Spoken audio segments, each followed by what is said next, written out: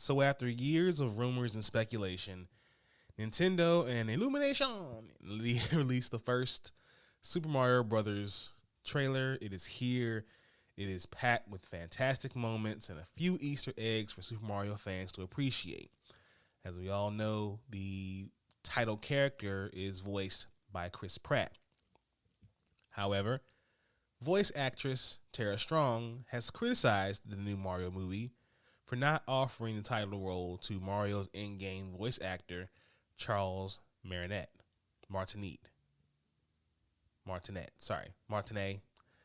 that guy. In a tweet, Strong, whose own prolific career includes voice performances as Harley Quinn, Batgirl, and the Fairly Odd Parents' Timmy Turner, posted a photograph of herself next to Martinet with the text, "It should be Charles." Voice actors, I'm going to put my heart and soul in this for at least 20 years, help sell billions in merch, make the studio millions of dollars, and make generations around the world happy. Hollywood, we do not care. I'm with Tara Strong on this one. No disrespect at all to Chris Pratt. He's a dope actor. He's been in a couple of dope franchises. And this may be another one. But for the role to not even be offered to the OG who has voiced the game for 20 years, that's crazy to me. That just doesn't that math is not math. I don't get it. So yeah, I'm with Tara Strong on this one. I don't know about y'all, but yeah, this ain't right. That's just how I feel. Let me know how y'all feel too.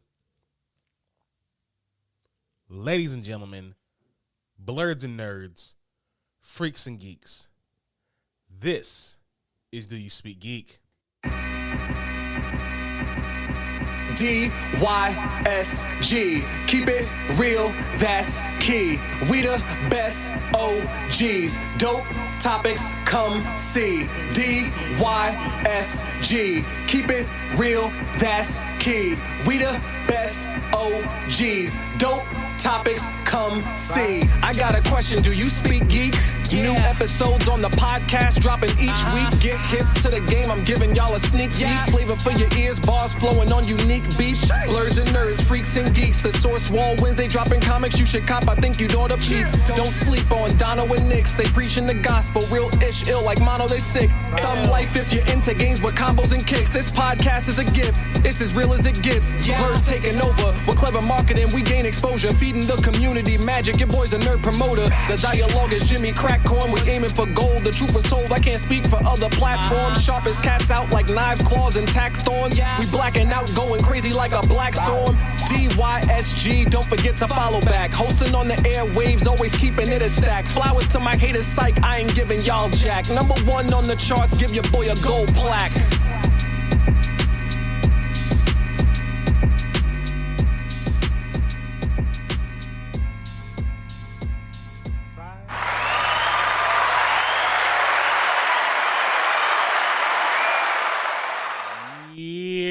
What's good, y'all? This your boy Nix back again for another episode of Do You Speak Geek. This is episode 133, and I am with y'all. How y'all doing out there? I hope y'all are having a good day. I hope you're having a good week. But shout out to my followers, shout out to the fans, shout out to my family, my friends, my loved ones, all of y'all who helped make DYSG possible. Thank you all for rocking with me and rolling with me and just being here. So I appreciate all of y'all so much. But if you are new here, welcome to Do You Speak Geek. This is the podcast where we bring you all the latest and greatest as far as news and reviews inside of the geek realm. Shout out to Spreaker, that's the home team. But if wherever you get your podcasts, look for Do You Speak Geek and please hit that subscribe. DoYouSpeakGeek.com, the central hub for everything DYSG, the blog, the merch, the everything. So please, DoYouSpeakGeek.com. Visit that site, save it as a favorite. And also follow us on social media, Facebook at DYSGFB, Twitter at DYSG_tweets, Twitch at DYSG_games, Instagram, TikTok, Quirk Chat at Do You Speak Geek. The YouTube channel, the only place where you can find the Donna and Daddy Show. Please be sure to like, subscribe, Hulk smash that bell for all notifications, and leave comments. We want to know what you guys think. New content coming soon. Like I said, y'all just be patient with me. It is coming. I promise. I'm going to try to make this the last week I say that. but I'm going to definitely give y'all some new content soon. So please stay close for that. Also, for those of you who are following on Instagram, the DYSG award categories have been announced. Please be sure to go to those posts and post your nominations. We can only make this dope with your nominations. So please go nominate who you think is the best cosplayer, what was comic book of the year, who is the best wrestler of the year, who has the best fashion brand of the year. Please go make those nominations heard so I know who I need to be rewarding this year. All right? So I'm leaving it in y'all hands. If somebody don't win, it's y'all fault. All right? And if the wrong person win, it's y'all fault. Just saying. All right, y'all. Let's go ahead and do what we do about this time, y'all. Let's speak geek. Suit up. I wanna be the very best. Talk nerdy to me.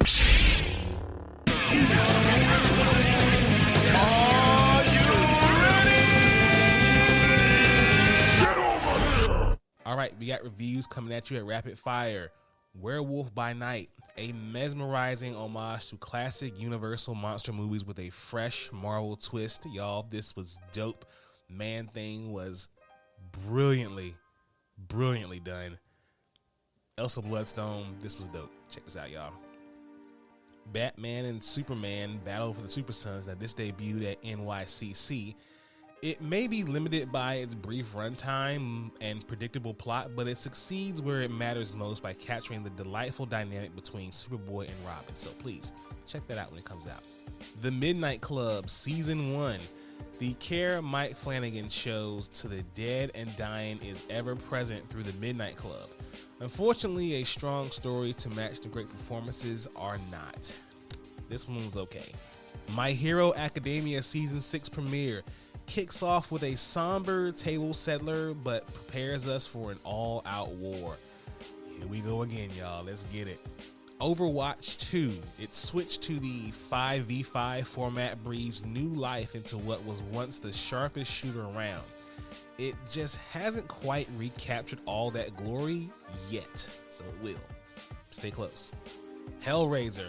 It's reinvigorated reboot that gets the blood pumping. It's starring Jamie Clayton's worthy Pinhead performance, and it sets a fresh tone with immersive reverence paid to Clive Barker's work, so they definitely did my man justice. Check this one out, it is dope.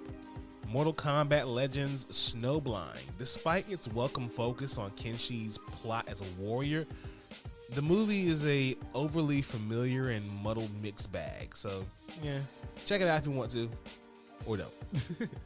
Amsterdam. David O. Russell returns with Amsterdam, which wastes an incredibly ensemble on a story that's overpacked and self-important. Y'all can really skip this one, to be honest with you.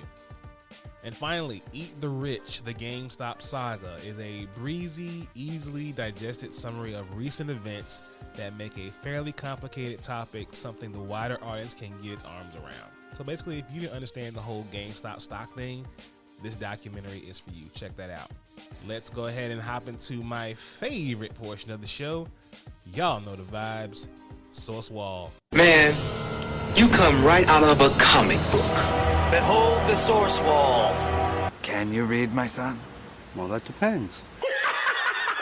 There is nothing wrong with reading a story and looking at the pictures. Enough said, Stan. Let's hop right into it. The pull list this week, we have Batman vs. Robin #2. In the wake of Damian Wayne's devastating attack on the Batcave, Bruce and Alfred are on the run and running out of time. Magic users across the planet are experiencing dangerous and deadly power flares, and Batman must solve this mystery before his friends and allies are turned to ash. To crack this case, the Dark Knight is going to need the help of one of the greatest masters of the magic arts on the planet, Zatanna. What awaits our ragtag group of heroes in the House of Secrets? Can Damien break free of Neza's possession and spell before he murders his own father? All of this and more in the explosive second chapter of Batman vs. Robin. Damien's a real douchebag in this one. I hope he gets his. I hope Bruce spanks him. Like, after it's all done, I hope he just spanks him. Yes, I do. Anyway, Star Wars Visions #1. From the creative minds behind the Star Wars Visions episode, The Duel, comes an all-new story. Takashi Ozakai is continuing his storytelling from the acclaimed Star Wars Visions episode, The Duel, featuring the Ronin. The mythology of Star Wars infused with elements of feudal Japan makes this issue a must-read for Star Wars and manga fans alike. This is a one-shot I will definitely be getting my hands on for sure. Namor, the Submariner #1. A century into the future, not much land remains on Earth. A combination of worsening climate and a devastating war with the Kree has left the surface of the planet mostly inhospitable, with an ever-dwindling population of air breathers and profound lack of superheroes to protect them. Enter Namor, who these many years on is no longer king of Atlantis, but the ruler of the entire world. Imperious Rex, man. Good God. This guy here. But we knew that was coming. You know, we knew Namor wasn't going to get his own book eventually, with the whole Wakanda for everything coming. Speaking of, Wakanda #1. The Black Panther is no longer welcome in Wakanda. What? Get out of here. Who is this proud nation without its king?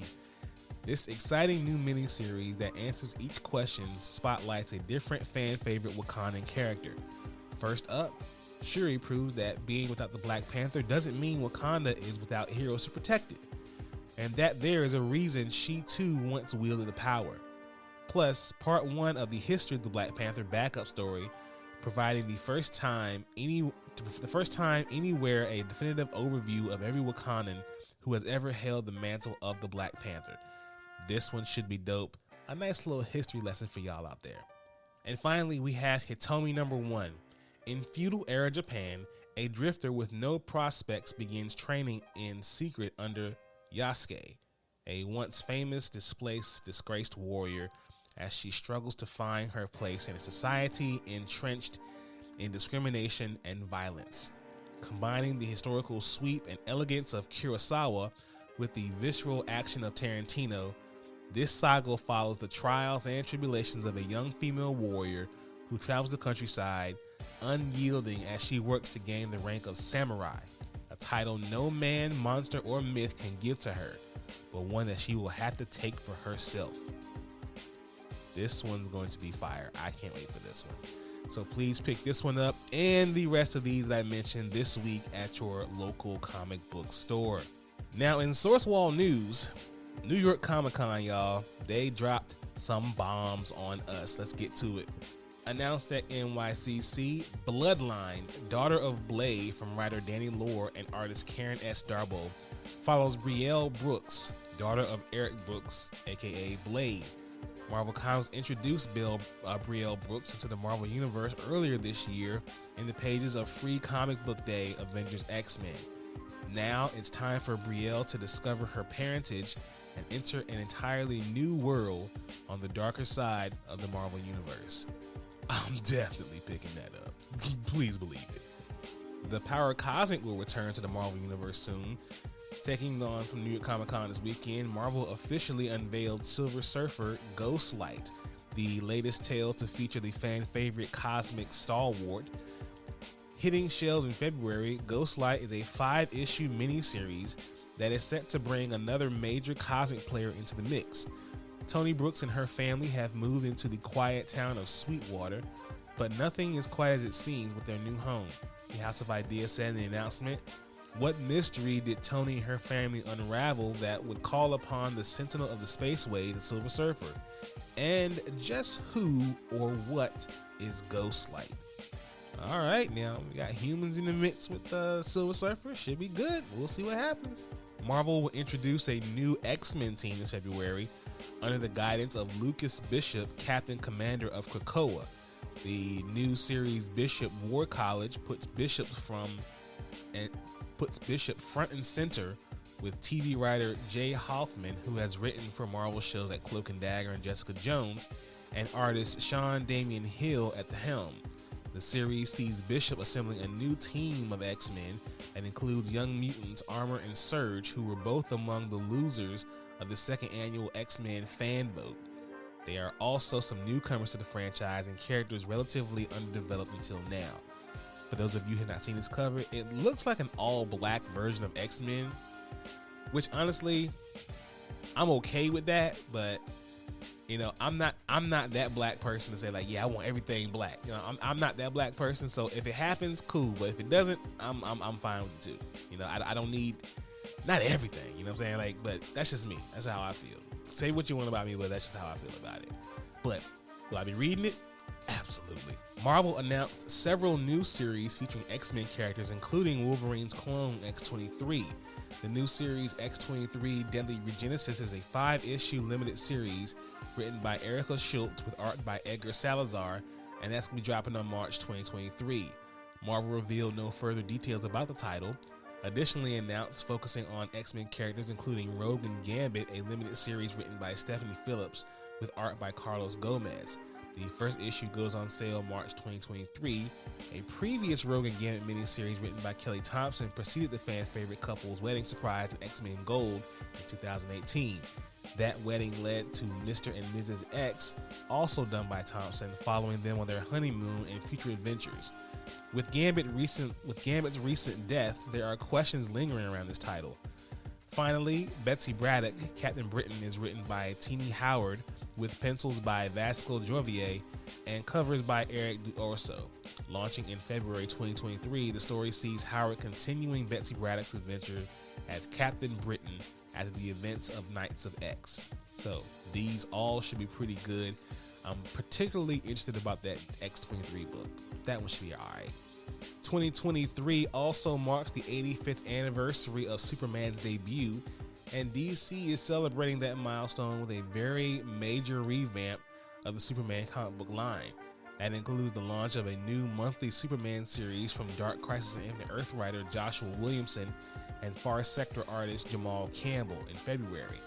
As revealed during DC's Superman panel at NYCC, the new status quo builds on recent storylines like Dark Crisis and Kal-El Returns. Kal-El has returned to Earth from his long ordeal on Warworld and is ready to reconnect with his family and resume his old life as Superman. But just as Lex Luthor is in prison, that doesn't mean it won't be new enemies and new challenges for both Superman to confront. Kal-El will be the main character of Williamson and Campbell's Superman series as well as Action Comics. The latter series will retain its classic numbering but switch to a new, larger format beginning with January's Action Comics 1051. Current writer Philip Kennedy Johnson will continue to write the lead story. Dan Jurgens and Lee Weeks, who introduced Lois and Clark's and son John in 2015 Convergence, will reunite for a backup story called Lois and Clark 2 Doom Rising. That story will take place when John was still a child and his parents were living anonymously on their farm prior to the events of 2017's Superman Reborn. Finally, writer Leah Williams and artist Marguerite Sauvage will reintroduce Power Girls to the DCU in a 3-part backup story that will spin out of the Lazarus Planet crossover.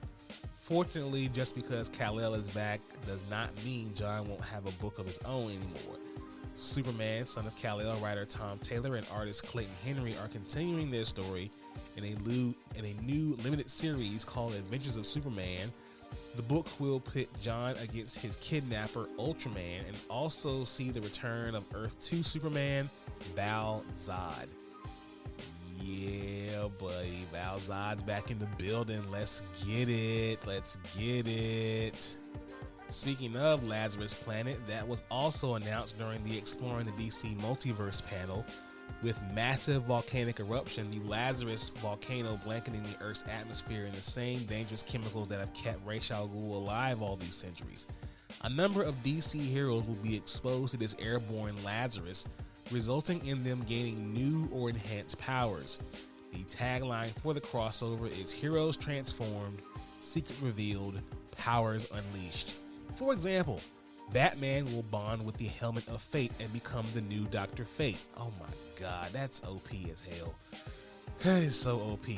Just because that's god. Okay, so because it's all we know, Batman is powerful enough, John Kent will go through his own version of his father's infamous Electric Blue Superman phase, and Martian Manhunter will be mentally bonded to a nest of doomsdays, transforming him into a rampaging beast. Oh my god, not John Jones. Jesus. Marvel's Joe Quesada,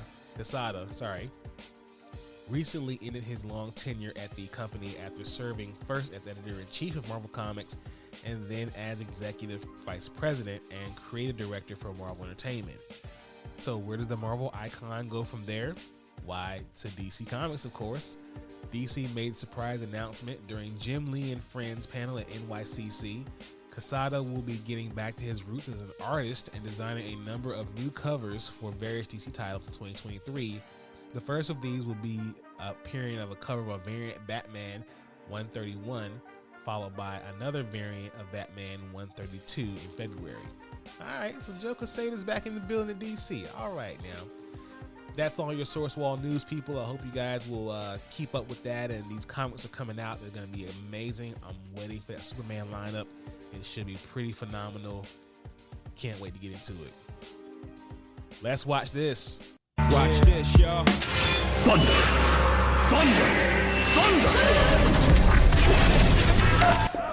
The Lannister always pays his debts. Whoa, dude. I am the villain of the story. All right, people, let's hop into this. Todd McFarlane. Spawn movie details. Let's get it.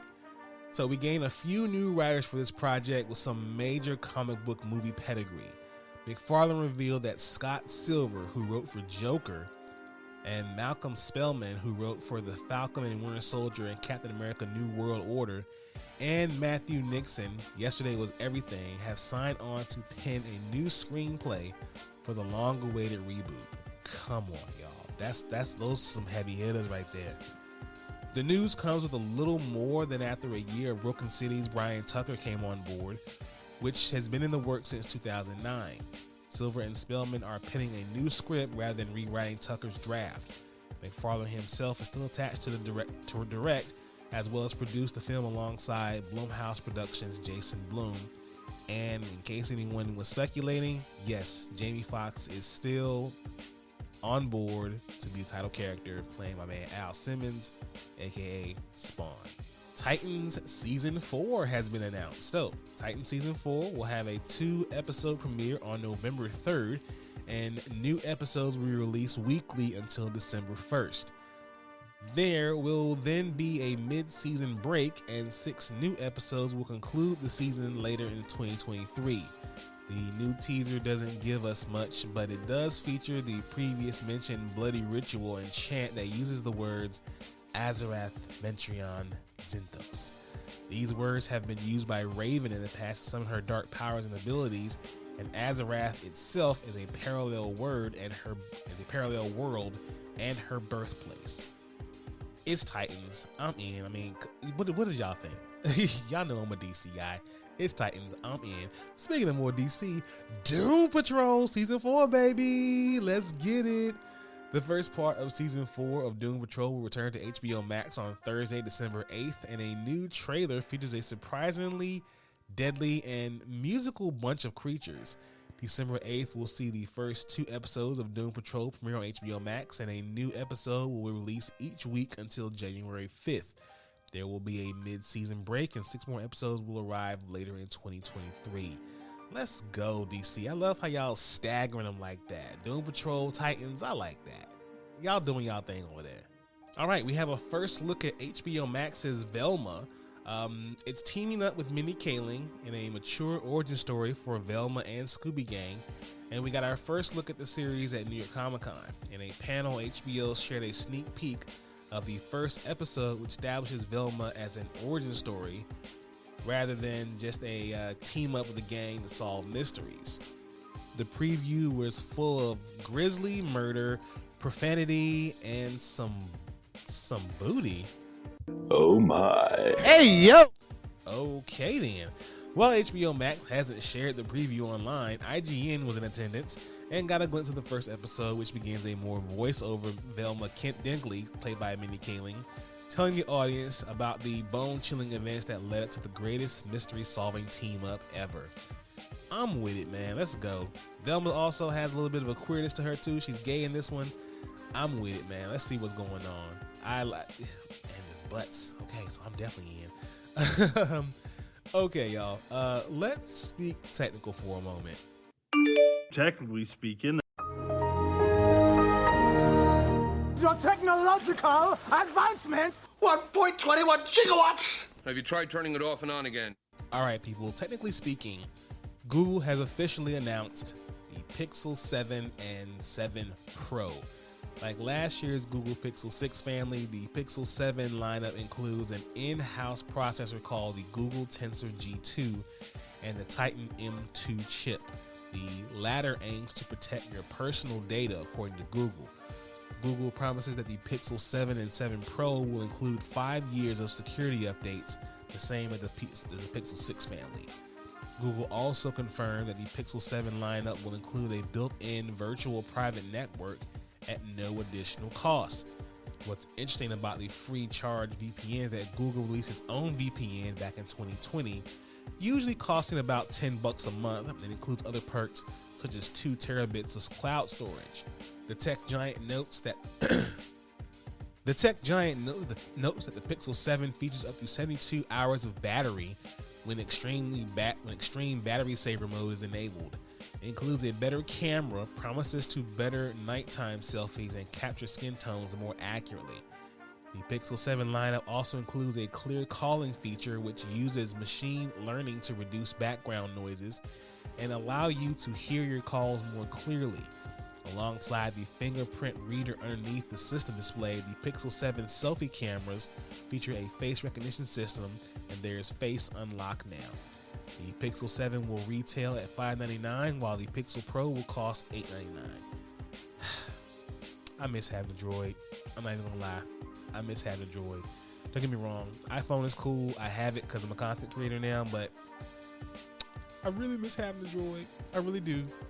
Maybe I'll go back to Pixel. Maybe I'll go back with Pixel. Who knows? This sounds like a pretty dope phone, and it's not as expensive as iPhone either. So there's that. Plus, I get a free VPN. What? Come on now. That's groundbreaking right there. I like that. All right, y'all. That has been the pod. I'm gonna do my thing and go ahead and get out of here. Thank you all for listening. Please be sure to listen to this podcast. Subscribe to this podcast. Let your boy know what you think about this podcast. Visit the website, doyouspeakgeek.com.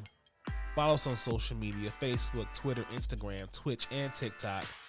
Check out the YouTube channel. Like, subscribe to videos there. As always, people, live to play to win to live. I speak geek. Do you speak geek?